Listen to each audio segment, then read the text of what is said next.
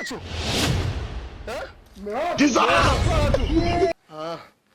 Mmewetu. Uniambii chochote nataka yangu. Yaani hapa nitakuzungua hadharani. Sasa nirudi wala mende.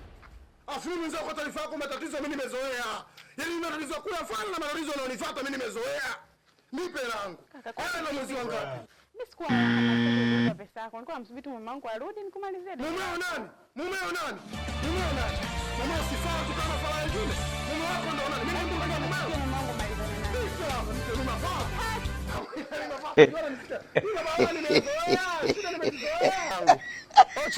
A few moments later.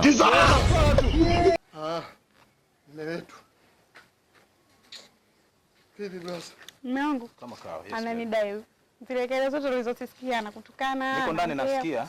Niko ndani nasikia. Kwa hiyo mimi fala. Wewe umenukuu vibaya tu.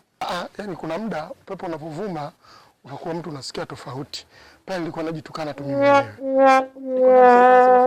Yaani kakutukana nini nikakwambia msale fala una lolote umwezi kwa chochote. Wewe mbona mchonganishi huyu dada? Nakwambia kitu kimoja.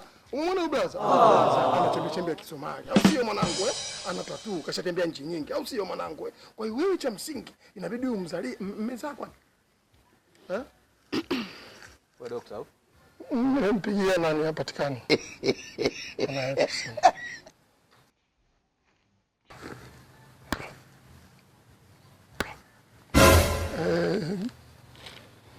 Imekaa vizuri hapo. Kuna kitu chochote ambacho nakidai? Sina. Hela yako. Ninaweza nikakudai wewe? Wewe mimi umekuja kunikopa lini? Wapi unashahidi gani kwa wewe nakudai? Ninaweza nikakudai? Wewe unapenda kusingizia wenzako? Mimi sikudai bwana. Bwana blaza, kwa hivyo bwana usiwe. Oh my God.